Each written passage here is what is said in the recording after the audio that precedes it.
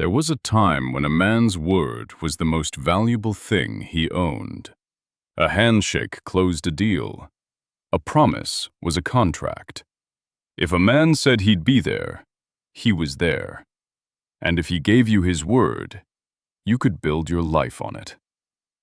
Somewhere along the way, we lost that. Now words are cheap. Men say they'll call, and they don't. They say they'll show up, and they vanish. They make promises the way they make small talk, easily, and forget them just as fast. And every broken promise, however small, chips away at something you cannot see, but everyone can feel. So let me ask you something. What is your word actually worth? When you say you'll do a thing, does it get done? Or are you just making pleasant noises to get through the moment? Because here's the truth most men never grasp. Your word is the one possession that can't be taken from you. Your money can be lost.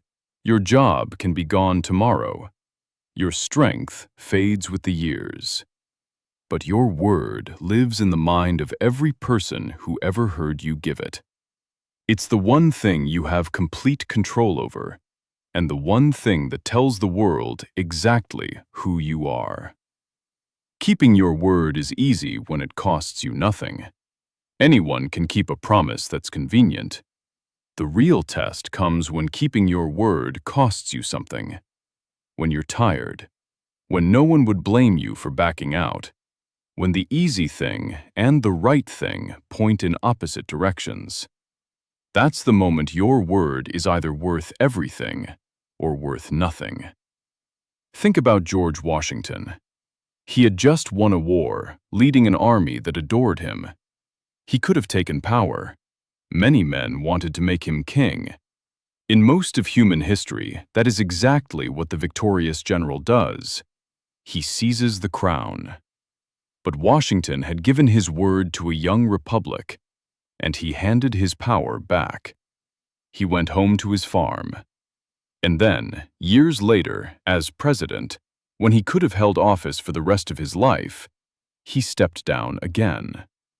Twice he walked away from power he could have kept.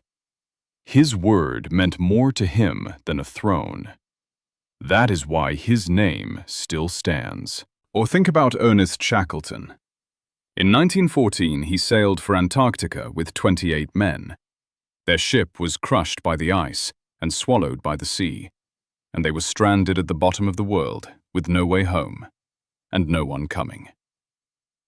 Shackleton had made his men a promise, spoken and unspoken. I will get you home.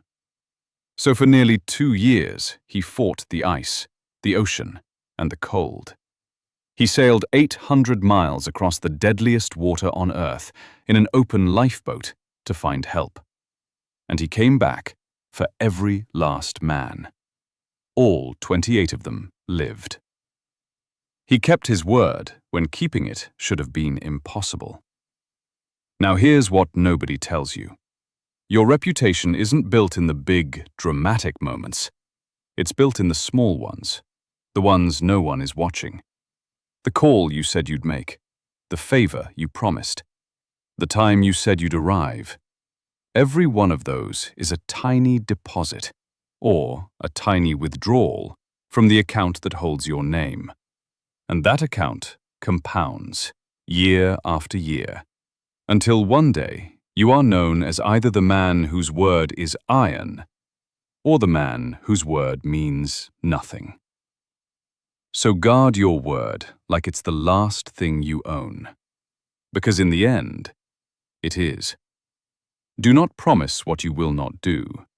And when you do give your word, move heaven and earth to keep it, even when it costs you, especially when it costs you. That is where the quiet power lives.